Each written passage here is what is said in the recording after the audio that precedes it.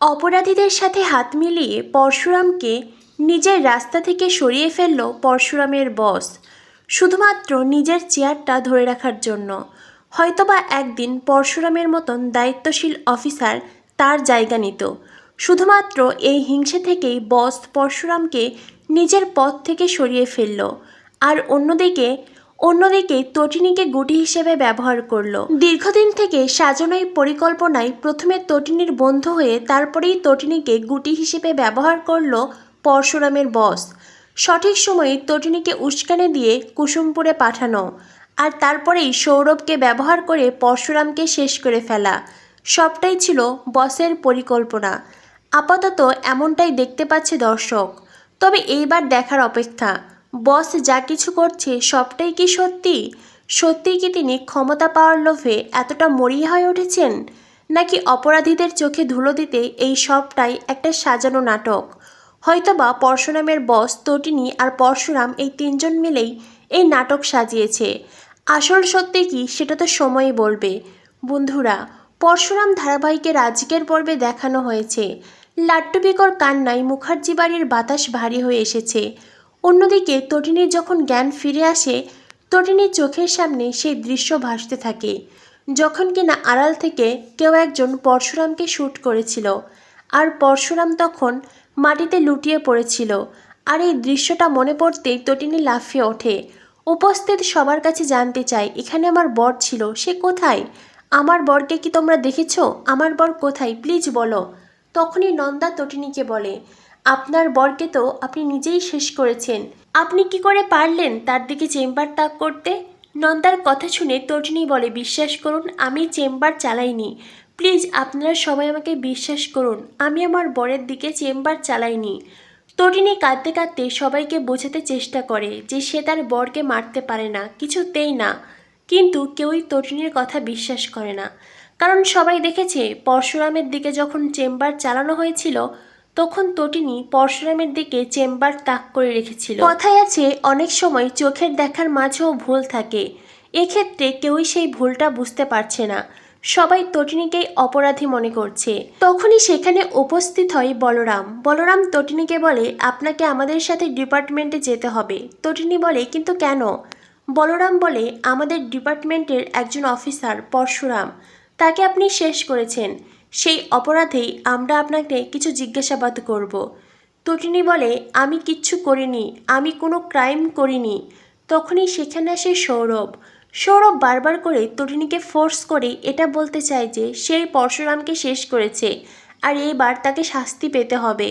তটিনী যখন মাটিতে পড়ে থাকা চেম্বারের দিকে এগিয়ে যায় তখনই সৌরভ হাতে গ্লাভস পরে নেয়। এটা দেখে বলরাম বলে, তুই মিশনে গ্লাভস নিয়ে এসেছিলি? তখনই সৌরভ বলে, আমার পকেটে ছিল। বলরাম বলে, পকেটে ছিল নাকি তুই ইচ্ছে করেই নিয়ে এসেছিস? তুই জানতি এখানে এমন ঘটনা ঘটতে পারে? তখনই সৌরভ বলে, বলরাম, আমার সঙ্গে ভালো করে কথা বল, ভুলে যাস না দুদিন পরেই আমার প্রমোশন হবে, তখন তুই আমাকে বস বলে ডাকবি রে, বস। বলরাম বলে, দুদিন পরে যখন তোর প্রমোশন হবে তখন নাই ডাকবো।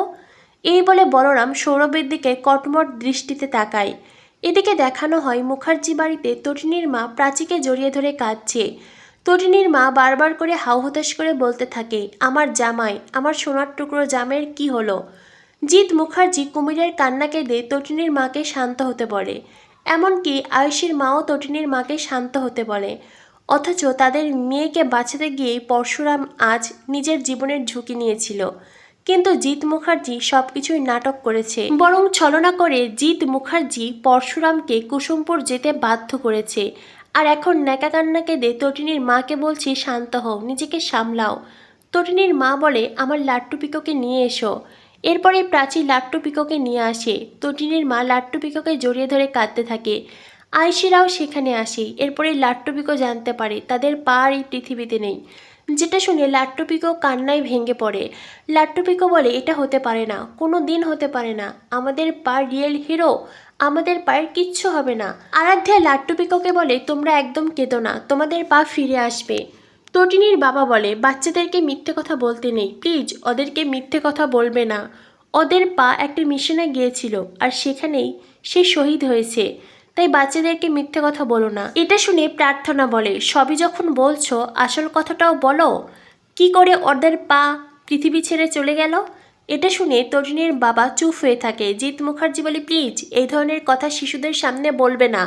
তখনই প্রার্থনা বলতে চাই। আয়ুষের মা বলে, কেন বলবে না? অবশ্যই বলবে, ওদেরও তো সত্যিটা জানার দরকার আছে। আরাধ্যা কবির তারাও বেশ অবাক হয়ে যায়, এর পিছনে আবার কোন লুকানো সত্যি আছে। আরাধ্যা তার মায়ের কাছে জানতে চায়, কি সত্যি মা? এরপরে নন্দিনী বলে, পরশুরামকে শেষ করেছে তটিনী। তটিনী পরশুরামের দিকে চেম্বার চালিয়েছে। এটা শুনে বাচ্চারা আরও কান্নায় ভেঙে পড়ে। তখনই জিৎ মুখার্জি বলে, প্লিজ চুপ করো, আমাদের তটিনী ফিরে আসুক, তারপরে যা কথা বলার তা বলবো। তখনই সত্যজিৎ মুখার্জি বলে, সে আর কী করে ফিরবে? জানি না তার সাথে এখন কি হচ্ছে। তাকে তার স্পেশাল ব্রাঞ্চে নিয়ে যাওয়া হয়েছে, অ্যারেস্ট করা হয়েছে। এটা শুনে পিকো বলে, আমি জানি অ্যারেস্ট মানে কি। আমাদের মাকে কেউ জেলে ভরতে পারবে না, মাম্মি জেলে যাবে না। আমাদের পা বলেছে আমরাই পারবো পৃথিবীকে সুন্দর করতে, যে পৃথিবীতে কোনো ক্রাইম থাকবে না, কোনো ক্রিমিনাল থাকবে না, থাকবে না কোনো জেলখানা, আর সেটা আমরাই করতে পারবো। আমরা আমাদের মাম্মিকে জেলে যেতে দেব না। এটা শুনে পরিবারের সবাই আরও বেশি ইমোশনাল হয়ে যায়, সবাই কাঁদতে থাকে। এদিকে দেখানো হয় তটিনীকে স্পেশাল ব্রাঞ্চে জেরা করা হচ্ছে। বারবার করে তটিনীকে দোষ স্বীকার করতে বলা হচ্ছে, কিন্তু তটিনী জানায়, আমি কোনো অপরাধ করিনি, আমি কোনো অন্যায় করিনি, কোনো দোষ করিনি, আমাকে মিথ্যেভাবে ফাঁসানো হচ্ছে, আর আমি কেনই বা আমার হাজব্যান্ডকে শেষ করব? তখনই সৌরভ বলে, একদম নাটক করবেন না তটিনী গাঙ্গুলি, আপনাকে কর্ণ চ্যাটার্জির র্যাকেটের সাথে দেখা গেছে বিক্রম কাহিনীর সাথে, আপনাকে দেখা গেছে ওই বিজিত লাহিড়ীর দলের সাথে। তাই কেন পরশুরামকে শেষ করেছেন সে নিয়ে নতুন কোনো কাহিনী শোনাতে আসবেন না। তখনই তটিনী পরশুরামের বসকে বলে, স্যার আপনি তো সবটা জানেন, আমি তো আপনাকে সবটা জানিয়েই এই প্ল্যান করেছিলাম। আপনি তো জানেন আমার দুটি চরিত্রের কথা, আপনি তো জানেন আমি অপরাধীদের বিরুদ্ধে প্রমাণ সংগ্রহ করতেই দুটো রূপ ধারণ করেছিলাম।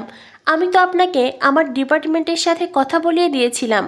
বস তটিনীকে অবাক করিয়ে সব কথা অস্বীকার করে, বরং বস এমন একটা নাটক করে যেন তিনি দুধে ধোয়া তুলসী পাতা, আর অন্যদিকে তটিনী ক্রিমিনাল। বস বলে, আমার ডিপার্টমেন্টের সবচাইতে ইন্টেলিজেন্ট অফিসার, আমার সবচাইতে পছন্দের অফিসারকে আপনি শেষ করেছেন, তাই আপনাকে শাস্তি পেতেই হবে, জেলে যেতেই হবে। তটিনী চিৎকার করে বলে, আমি কোনো ক্রিমিনাল নই। এই বলে তটিনী পরশুরামের বসের জামার কলার চেপে ধরে। সবাই মিলে তটিনীকে শান্ত হতে বলে। বস বলে, ওর এত বড় সাহস, ও আমার জামার কলার ধরেছে। এই বলে বস ডিপার্টমেন্টের দুজন মহিলাকে অনুমতি দেয় তটিনীর গায়ে হাত তুলতে, তাকে টর্চার করতে, তার মুখ দিয়ে আসল সত্যি বার করতে, তটিনীকে ওখান থেকে নিয়ে যেতে বলে। তখনই বলরাম বলে, তটিনী বৌদি আমাকে ক্ষমা করবেন, এই ডিপার্টমেন্টের হয়ে আমি আপনার কাছে ক্ষমা চাইছি। আমি বুঝতে পারছি এর পেছনে একটা ঘটনা ঘটেছে, তবে কি ঘটনা সেটা বুঝতে পারছি না। তখনই বস বলরামের ওপরে চিৎকার করে ওঠে। বস বলে, বলরাম অপ্রাসঙ্গিক কথা কেন বলছো? হ্যাঁ, এই ধরনের অপ্রাসঙ্গিক কথা একদম বলবে না। বস বলরামকে ধমক দিয়ে চুপ করিয়ে দেয়। তখনই তটিনীর ফোন বেজে ওঠে। তটিনীর বাবা তটিনীকে কল করেছে। তটিনীর বাবা জানতে চায়, তুমি এখন কোথায় আছো? তটিনী খুব কান্নায় ভেঙে পড়ে। তটিনী বলে, ড্যাডি ওরা আমাকে নিয়ে যাচ্ছে, জানি না এরপরে আমার সাথে ঠিক কী হবে, তবে বিশ্বাস করো আমি চেম্বার চালাইনি, আমি আমার বরকে শেষ করিনি ড্যাডি। এই বলে তটিনী কাঁদতে থাকে। তখনই লাট্টু পিকো ছুটে আসে। পিকো বলে, আমি মাম্মির সাথে কথা বলতে চাই। এরপরেই পিকো তটিনীকে বলে, মাম্মি আমাদের পা কোথায়? মাম্মি পা কি আর ফিরবে না? তটিনী বলে, মা তোমাদের পা ফিরবে, তোমাদের পা ঠিক ফিরে আসবে। তখনই লাট্টু বলে, মাম্মি আমাদের পা তো রিয়েল হিরো পরশুরাম, পাকে কেউ শেষ করতে পারবে না মাম্মি, পা ঠিক ফিরে আসবে, আমাদের পাকে ফিরিয়ে এনে দাও মাম্মি। আমি কথা দিচ্ছি আমি আর কখনো কোনো বায়না করব না, কখনো মাটন খেতে চাইবো না, কোনো দিন জেদ করব না, প্লিজ মাম্মি আমাদের পাকে ফিরিয়ে আনো। লাট্টু পিকোর কান্না, তাদের কথা শুনে মুখার্জি বাড়ির সকলের চোখ বেয়ে জল ঝরে। কারো চোখের জল সত্যিকারের, আবার কেউ বা কুমিরের কান্না কাঁদছে। অন্যদিকে তটিনী তো কান্নায় ভেঙে পড়েছে, নিজেকে সামলে রাখা মুশকিল হয়ে দাঁড়িয়েছে। তখনই সৌরভ তটিনীর হাত থেকে ফোন কেড়ে নেয়। সৌরভের এমন ব্যবহারে অবাক হয়ে যায় তটিনী। তো বন্ধুরা বুঝতেই পারছো, একদিকে নিখোঁজ পরশুরাম, পরশুরামের সাথে শেষ অবধি কী হলো? পরশুরাম কি বেঁচে আছে, নাকি পরশুরাম এইবার নতুন অবতারে ফেরার জন্য প্রস্তুতি নিচ্ছে? নাকি বিজিতের লোকেরা তাকে শেষ করেই ফেলল? আসলে পরশুরামকে যতক্ষণ না পর্যন্ত দর্শকরা দেখতে পাচ্ছে, সকলের মাথায় এখন একটাই চিন্তা, বিজিত লাহিড়ী শেষ অবধি পরশুরামের সাথে ঠিক কী করলো? পরশুরামকে পারলো নিজেকে রক্ষা করতে, রিয়েল হিরোর মতন ফিরে আসতে? কী হতে চলেছে পরশুরাম ধারাবাহিকে? পরবর্তী আপডেট পেতে আমাদের সাথেই থেকো। ধন্যবাদ সবাইকে।